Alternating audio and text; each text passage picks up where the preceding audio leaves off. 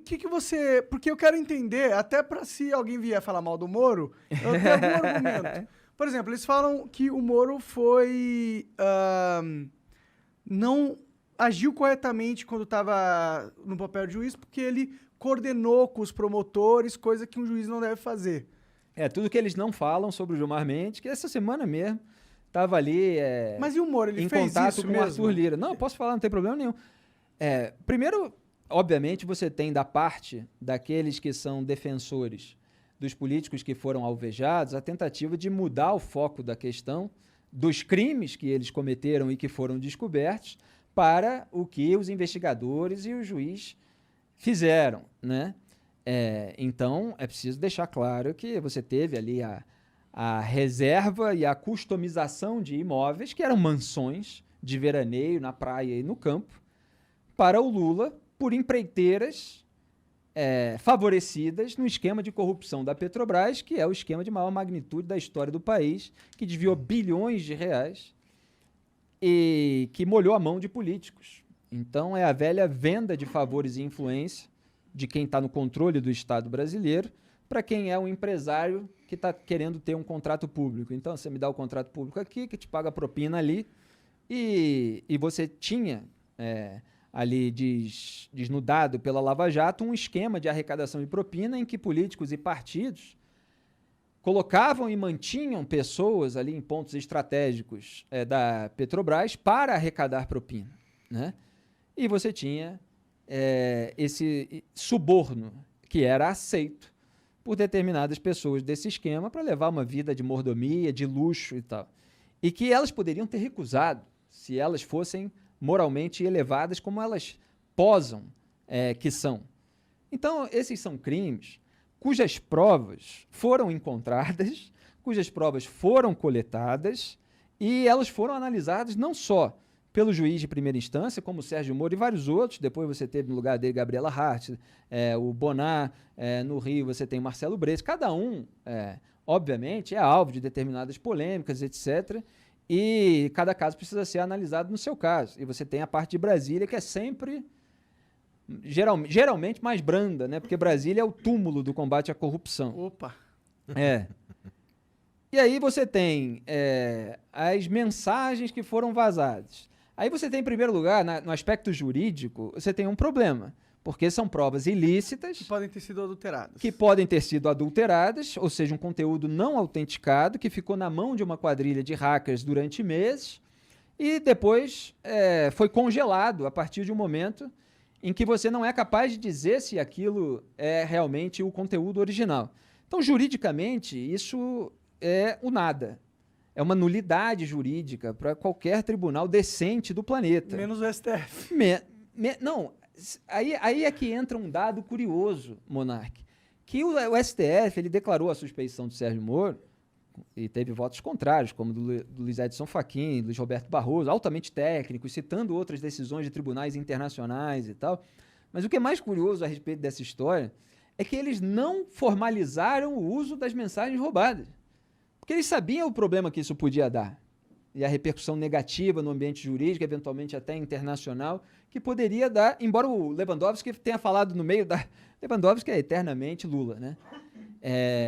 E ele tenha falado, pode ser ilícita e tal, mas não foram amplamente divulgadas e não foram contestadas. Que juiz fala isso no meio de um julgamento no tribunal? Bizarro. Não, elas foram distribuídas aí, foram publicadas aí na internet. Você tá falando, deve ser verdade. Exatamente.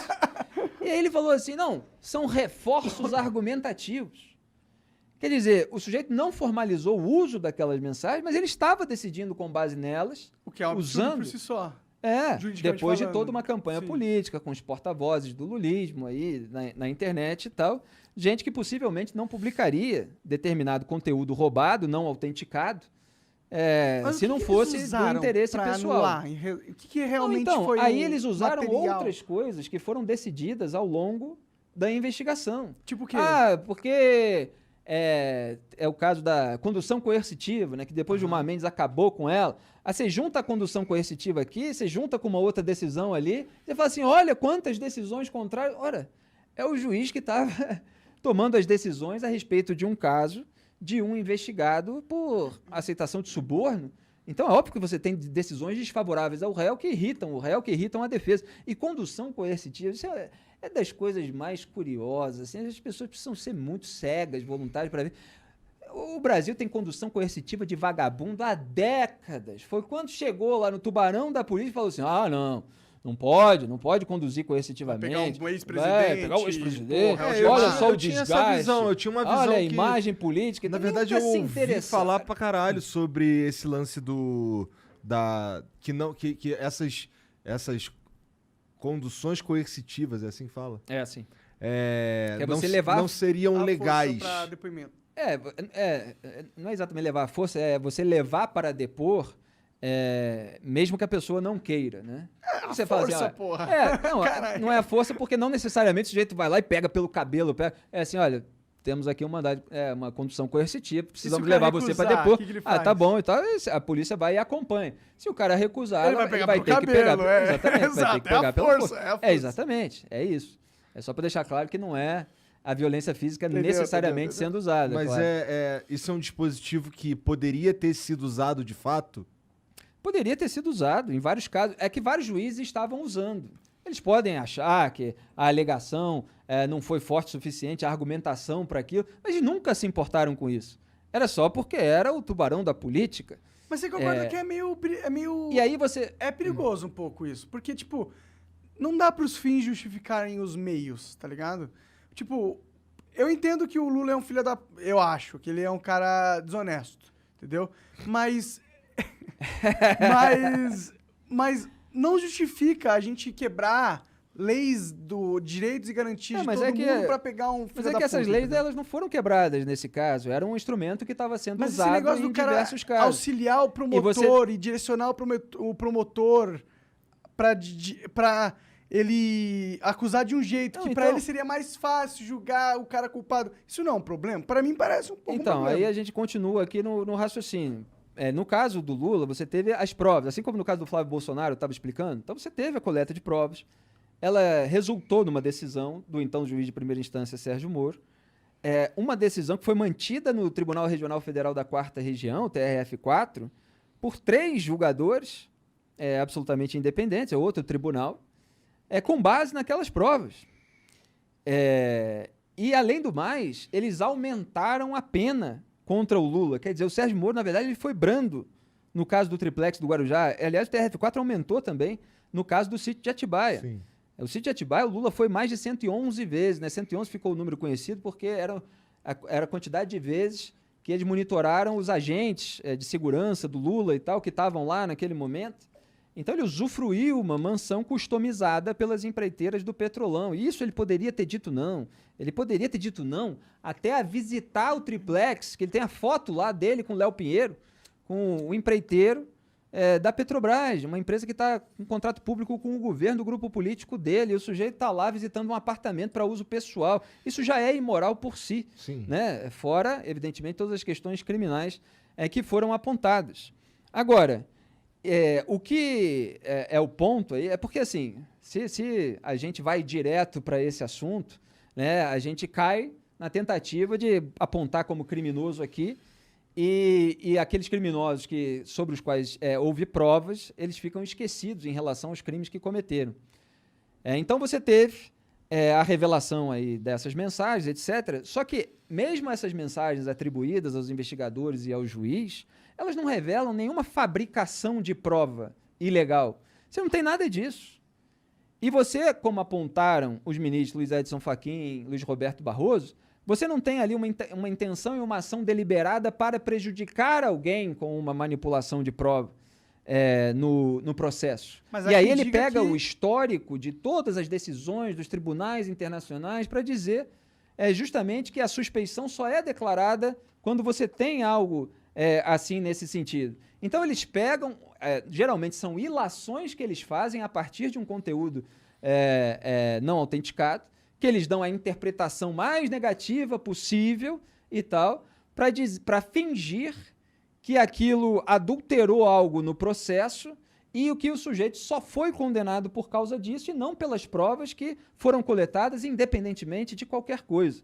Então, se o sujeito errou, evidentemente você pode encontrar ali zonas cinzentas que demandam uma interpretação, e essa interpretação poderia ser feita com base num processo lícito, com base numa autenticação daquele conteúdo para ver qual é a margem e ver o que deve ser feito, não deve ser feito. Agora, você também não tem uma lei que proíbe o diálogo, tanto que os ministros incorrem nisso o tempo todo, de maneira igual ou pior, e às vezes a gente tem conteúdos verdadeiros que não estão sob nenhuma falta de autenticação, como o caso do Gilmar Mendes, por exemplo, ligando para um governador lá da região centro-oeste, depois que ele foi alvo de uma operação, falando que loucura isso e tal, não sei o quê.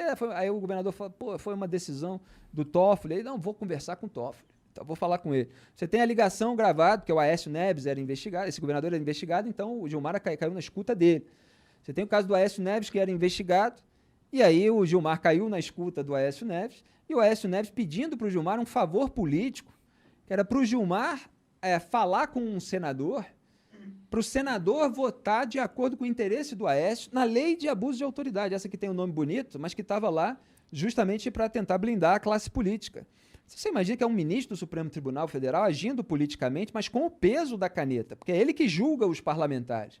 Você imagina que receber vota daquele jeito e tal, acho melhor e tal, não sei o quê. Você vai ficar assim, melhor votar, né? Vai que ele abre um processo contra mim aí, porque eu tô com o rabo preso, porque eu sou político, né? Então, quer debater até onde podem ir os julgadores, quais são os limites e tal, vamos debater o Poder Judiciário todo, vamos debater o STJ, por exemplo, que tem filhos de ministros com escritórios de advocacia. E aí o cliente bilionário que tem uma empresa que é alvo de um processo, ele escolhe lá o escritório do filho do ministro, que ele sabe que tem influência sobre a decisão do papai. O filhotismo, como se diz, e tem uma desembargadora que denunciou isso muitas vezes. Então, você tem ali um material que ele carece de autenticação e que pode ter ali uma zona cinzenta, não quer dizer que... Quer dizer, o que eu estou querendo dizer, Monark, só para... Eu entendo o que você está querendo dizer. Pode falar. Porque a gente precisa contextualizar, porque a desinformação, ela afasta os fatos, né? Então a gente precisa dizer... Eu não estou nem querendo dizer que, pelo que a gente sabe do Moro, o Lula é inocente. Não é isso que eu estou querendo dizer. É totalmente o contrário. Não é o contrário, na real, mas não é isso que eu estou falando. Você vai chegar onde eu vou concluir. Pode falar. O que eu estou falando é que, infelizmente, pela forma com que o Moro conduziu as coisas, deu brecha para ter suspeição sobre o trabalho dele. Aí eu faria um ajuste. Esse tipo de acontecimento, ele pode ter sido usado como mais um recurso para que houvesse a campanha da Frente Ampla pela impunidade. Mas ela existia já desde antes dessas mensagens. Sim, mas todas as articulações ali, né? E tal. Não, pois mas é um ponto supostamente fraco, que nem sequer foi aproveitado formalmente. Mas é óbvio que você dá margem. E, ele obviamente, foi aproveitado, né? Ele foi aproveitado de uma maneira geral, Se não foi juridicamente, formalmente. Do Intercept aí, não tinham talvez conseguido descartar todo o julgamento do Moro, assim como eles fizeram. Serviu para fortalecer toda essa campanha de você varrer a sujeira para debaixo do tapete. E, obviamente, você, diante de uma questão tão sensível, o ideal é você evitar dar qualquer margem para aquelas pessoas que agem dessa maneira. Agora, é que mesmo tendo havido, as provas são verdadeiras, não deveria estar acontecendo a sabotagem e tal, e ninguém precisa compactuar com todas as decisões, compactuar com determinadas conversas, compactuar com qualquer coisa que tenha ali uma zona cinzenta. Quer dizer, você tem... porque assim, Monark, tudo no Brasil, o alvo de uma acusação é sempre muito genérico, né? Então você tem... acusação à imprensa, acusação à Lava Jato e tal. E a Lava Jato ela teve uma importância geral de recuperar bilhões de reais roubados. E não quer dizer que não tenha havido erros na investigação. E assim como houve erros, por exemplo, na CPI da pandemia, e foi uma investigação crucial. Porque, por exemplo, um contrato de 1 bilhão e 600 milhões de reais da Covaxin, ele foi cancelado por causa dos holofotes jogados sobre as irregularidades. Ia sair do erário, sair dos cofres públicos, 1 bilhão e 600 milhões de reais, com 45 milhões de dólares, mais de 200 milhões de reais de pagamento antecipado para ser feito num paraíso fiscal e sabe-se lá no bolso de quem, e é isso que uma investigação deveria apontar, iria parar esse dinheiro. Porque tinha empresas que não estavam no contrato inicial, e aí um servidor de carreira, que não é do grupo político, que se apoderou da máquina pública, foi colocando os seus apaniguados, ele falou, opa, eu não assino isso aqui. E aí que veio à tona o caso. Foi o Luiz Ricardo Miranda, que é irmão de um deputado, aí levaram para o Bolsonaro disse que ia avisar a polícia, não avisou, falou com o pessoal da própria pasta, que eles tinham tentado contornar, porque todo mundo se tornou suspeito. Então, caralho, que sujeira absurda. Muita sujeira.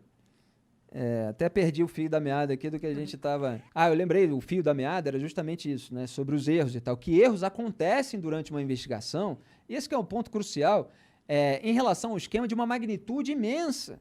Você imagina que a Odebrecht, por exemplo, me lembra aqui onde é que eu estava, só para eu fazer uma analogia. Ela negou durante meses, não sei se chegou a anos. Eu fiz um monte de textos irônicos em relação às notinhas da Odebrecht. Nego veementemente participação. Aí saía toda semana, negamos. Quer dizer, foi preciso encurralar a empresa, porque o esquema era internacional de lavagem de dinheiro, doleiro e tal. O dinheiro ia para fora, para voltar, para ir para o bolso do político. Então, para você... Os caras eram bons nessa porra, né? E aí teve que ser preso por determinação do Sérgio Moro. O Marcelo Odebrecht, várias vezes, estendida a prisão preventiva, aí os ministros supremos não gostam, prisão preventiva, estendida e tal, não sei o quê. Quando é traficante, eles não se importam muito. Mas quando é tubarão da política ou do empresariado, só que, se deixar o cara solto, ele destrói provas, e tinha indício de tentativa de destruição de provas. Tem lá até o caso do cara que acompanhou o Marcelo até o banheiro para ele não se separar do celular, porque senão ele podia ter jogado fora o celular e dali tiraram muitas mensagens. Então você deixa um cara desse solto, ele tem uma fortuna, ele tem poder, ele tem os contatos, ele pode coagir testemunha, pode comprar, pode destruir prova e tal. Então, eu estava voltando aqui, é uma magnitude tão imensa que para você desbaratar isso tudo, você vai cometer erro para um lado, erro para o outro e tal. E quando você sente que o sistema todo está contra você, que as suas ferramentas são muito pequenininhas e tal, que é uma lentidão tremenda. Outra coisa que falam a respeito do caso do Lula é que eles fingem que todas essas mensagens e tal, é tudo sobre o caso do Lula, né? Quando, na verdade, você tem uma força-tarefa com 1000 processos e o cara estava lá pedindo esclarecimentos sobre questões processuais e tal, e nisso pode ter surgido conversa sobre questões que aí envolvem essa interpretação de até onde deve ir ou não. Agora, o Barroso chamou de pecadilhos, no máximo, por exemplo. Falou, olha, eu fui advogado. Isso é a coisa mais comum do mundo do advogado, querer se reunir com o juiz, a parte e tal. Você vai até certo ponto, teve um juiz aqui que vetou, outro que deixava, não sei o que, faz parte da tradição, não tem uma lei que proíbe exatamente isso. Enfim, você tem aí todas essas margens que, evidentemente, são usadas por todas as correntes, mas é isso, as provas estavam lá e os erros não fazem com que elas desapareçam. Não anulam. Não inocentam as pessoas, né? Não inocentam as pessoas, mas eles tentam usar de uma maneira como se inocentasse e como se a conclusão cabal, lógica, incontornável fosse da suspeição. Quando, na verdade, você vê muitas decisões brandas que foram aumentadas por parte do próprio Sérgio Moro. Ele aliviou barra de mulher, por exemplo, Adriano Anselmo, Sérgio Cabral, acho que a Cláudia Cruz também, do Eduardo Cunha. Teve uma série de coisas que foram deferidas para as defesas dos alvos da Lava Jato. Então, assim, as condenações, elas foram baseadas nas provas. Foram brandas, elas não foram abusivas. Não, em primeira instância não foram abusivas, sem dúvida. E nem segunda, né? Porque, assim, tudo foi esmiuçado, havia muito holofote em cima. Você tem divergências a respeito de dosimetria. Aqui ocorreram 30 atos de lavagem de dinheiro ou é apenas um que conta quando se repete? Tal. Você tem esse tipo de discussão e tal. E muitas brechas, né, no Brasil para as interpretações variarem e muito ataque político também no fundo disso tudo. Mas enfim. O Lula ele pode voltar a ser julgado, a ser...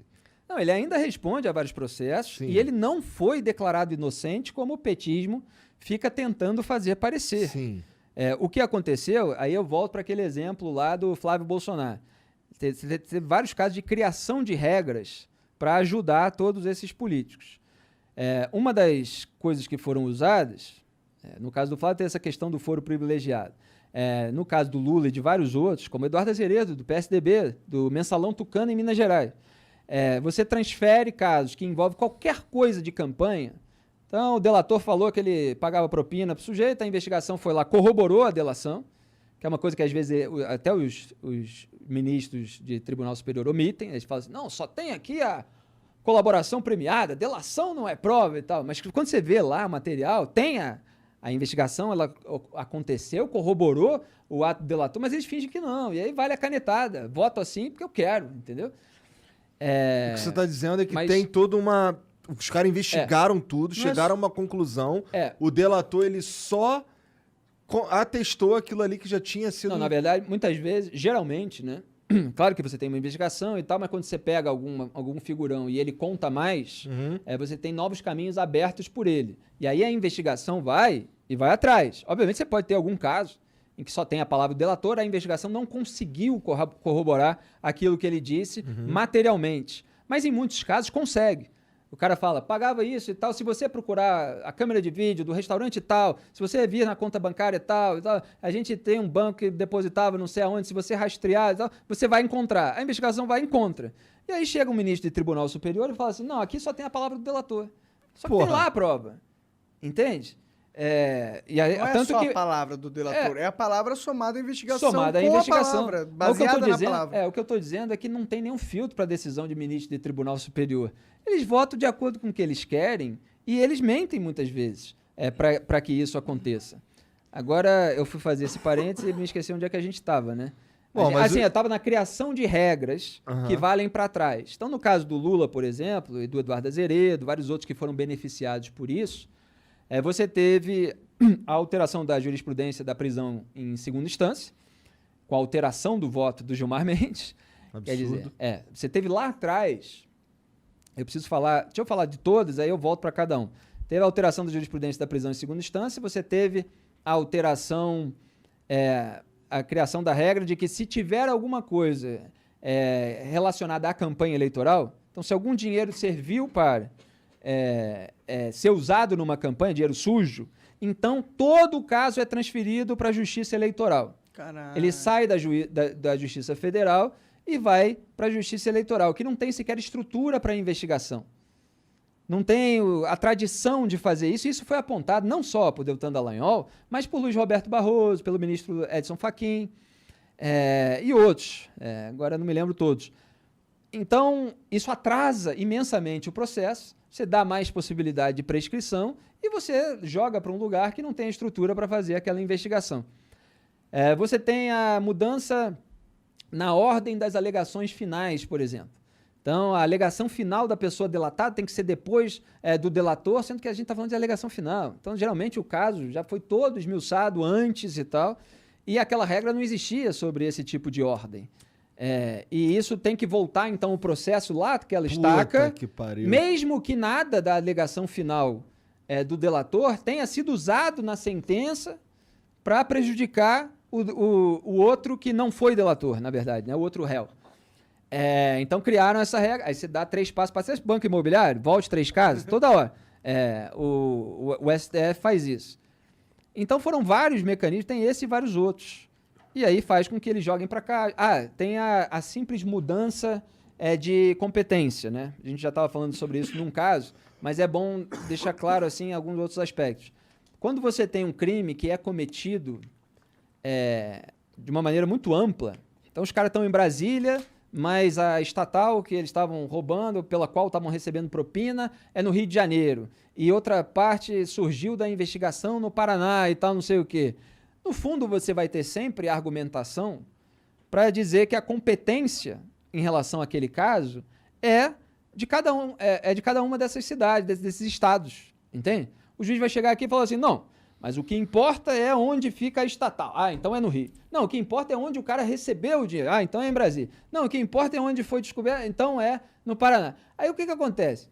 O caso vai, passa a primeira instância, segunda instância, STJ, Aí o STJ diz, não, era aqui mesmo, em Curitiba, que devia ser esse caso. Aí chega no STF, o STF fala assim, não, esse caso devia ser em Brasília. Anula Vamos tudo. jogar para Brasília.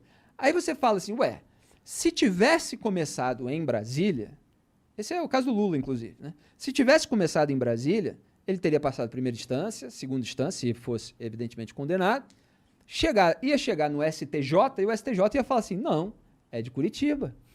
Aí ia voltar lá para Curitiba e tal, até chegar no STF de novo, para o STF dizer, não, é em Brasília. Você entende? Então, esquema para nunca dar nada. Esquema para não dar nada, é batata, joga para cá, joga para lá e tal, para não chegar nunca a lugar nenhum. Então, quando você tem apaniguados de políticos em tribunais superiores, é isso que você tem como resultado. E eles, obviamente, sentem como se sentiam, né? E a Lava Jato perturbou isso, por isso incomodou tanto, onipotentes. Que eles vão colar, qualquer coisa tem gente. Se a gente for descoberto, tem gente nossa lá. O jogo tá comprado. E aí você tem a união, né? Então, o Dias Toffoli e Ricardo Lewandowski atuam para blindar o Lula. O Gilmar Mendes atua para blindar os tucanos, então ele vota favorável aos petis junto com o Dias Toffoli e com o Lewandowski, e o Dias Toffoli e o Lewandowski votam junto com ele para blindar os tucanos. Você tem essa união.